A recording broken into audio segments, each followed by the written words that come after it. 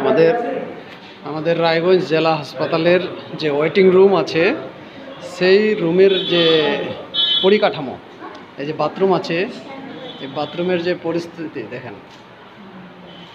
বাথরুমের পরিস্থিতি এত নোংরা যে ভিতরে ঢোকা যায় না।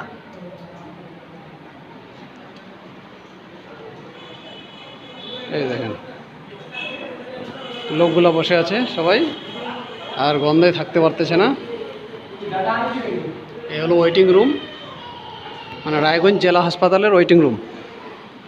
আর সেটার পরিবেশ খালি কি আছে, কোনো কোনো মনে হয় সুইপারই নাই এই হসপিটালে, কোনো পরিষ্কার পরিচ্ছন্নতা হয় না হয়তো, বন্ধ করে রাখতে হচ্ছে গন্ধে।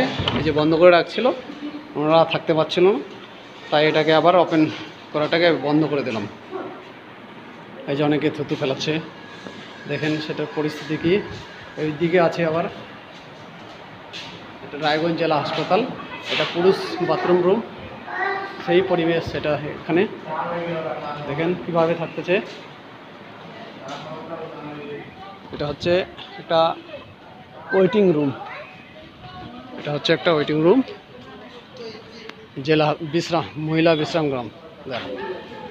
দেখেন পরিবেশ কি হয়েছে, এটা হচ্ছে একটা রায়গঞ্জ ডিস্ট্রিক্ট হাসপাতাল।